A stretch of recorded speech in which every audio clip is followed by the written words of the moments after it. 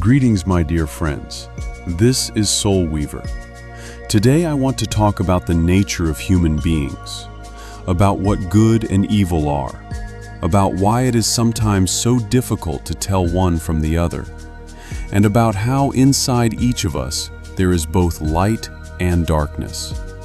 The only question is, which one we choose to develop.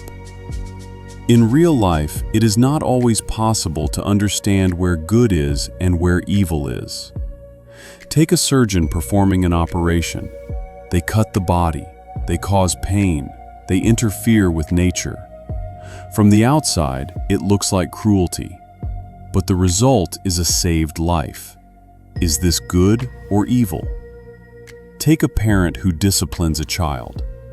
At the moment of discipline, pain, tears, resentment. But years later, the child is grateful for the strictness that helped them stay away from a dangerous path. Is this good or evil? Take a soldier in a conflict. They neutralize an enemy. For their side, they are a hero. For the other side, they are something else entirely. Who is right? No one. And everyone. Here is the problem. Good and evil are not absolute values. They are not black and white. They are shades, thousands of shades. What seems evil today may turn out to be a blessing tomorrow. What seems good today may turn into disaster tomorrow. There is an old wisdom. If there were no evil, we would not know what good is. If there were no pain, we would not know what pleasure is. If there were no darkness, we would not appreciate light.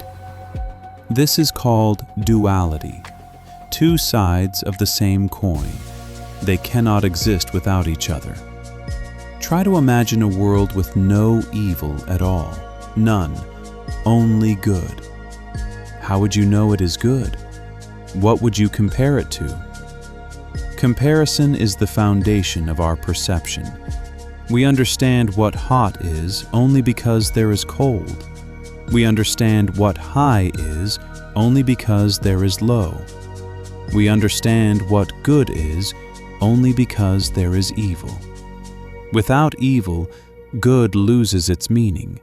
It becomes just background, something ordinary, invisible, unimportant. So perhaps evil is not a mistake of creation. It is a necessary part of it, a tool, a teacher, something that makes us grow, choose, become better. Now let us look at how different traditions describe good and evil. In the Bible, good and evil are presented in a very one-sided way. God is absolute good. The adversary is absolute evil. A person must choose good and reject evil. Simple, clear, black and white. Is this convenient? Very convenient. No need to think, no need to doubt. There are commandments, there are sins, there is a heavenly realm, there is a place of punishment.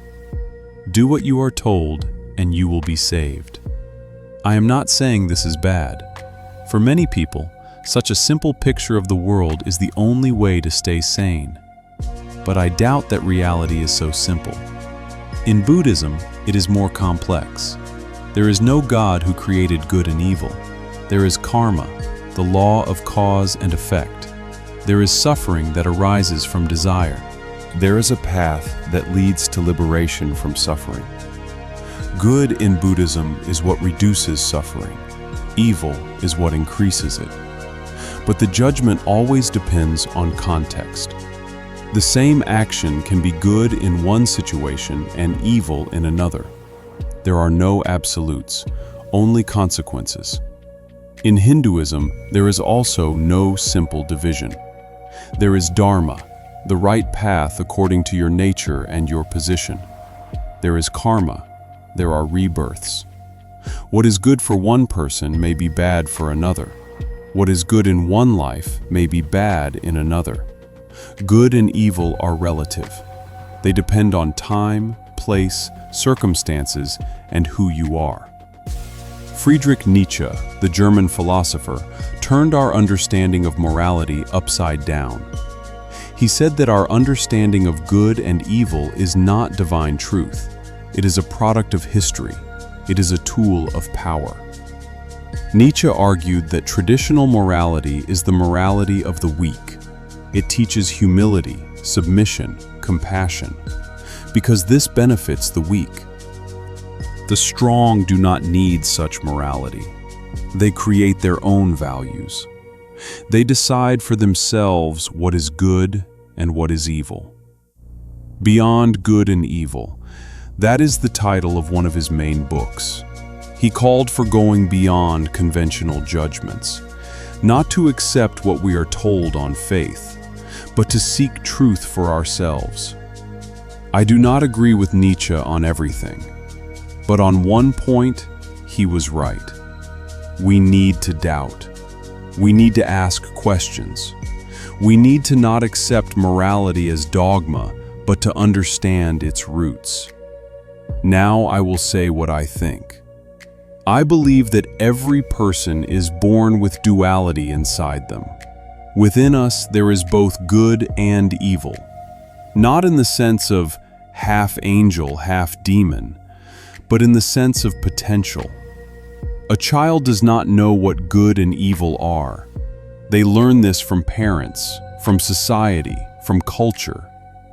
But the potential for both exists in everyone. A child can be generous and can be greedy, can be kind and can be cruel. All of this is embedded in human nature. The question is not whether you have darkness inside you.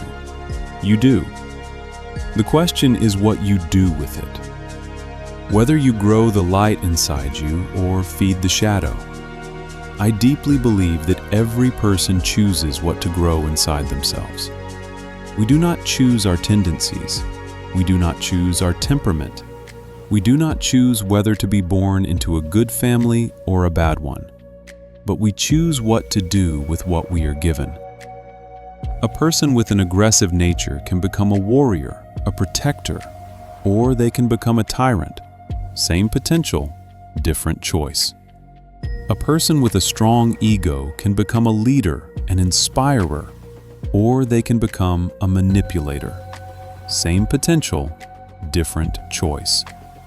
A person with a sensitive soul can become a doctor, a teacher, an artist, or they can become someone who uses empathy to harm. It is not about what you were given, it is about what you did with it. Let us look at the truth. Humans can be cruel, very cruel. Wars, destruction, violence. All of this is done by humans, not by demons, not by evil spirits, not by aliens. Humans. Why? I think because every one of us has the potential for cruelty. The question is, under what circumstances it gets activated. History has many examples of ordinary people becoming perpetrators. Not because they were monsters from birth, but because the system, ideology, fear, the crowd, all of this suppressed their humanity. There was an experiment where ordinary students were divided into guards and prisoners. Within days, they turned into cruel authority figures and broken individuals. The experiment had to be stopped early. Another experiment showed how ordinary people, under pressure from authority, administered what they believed were painful electric shocks to innocent individuals. Not because they were evil, but because they were told to. Humans are social beings. We obey authority. We obey the group. We obey circumstances. And sometimes this leads to terrible consequences. But this is not an excuse. It is an explanation. We can know why bad things happen, but that does not mean we should accept them. Is there hope? Yes, and plenty of it. Because if evil is a potential, then good is also a potential, and we can choose which one to develop. History has many examples of heroism, self-sacrifice, love. People who risked everything to save strangers. People who forgave those who harmed them. People who remained human in inhuman conditions. We can choose every day, every moment, every choice. Choose good or evil. Choose love or hatred. Choose compassion or indifference. Choose light or darkness.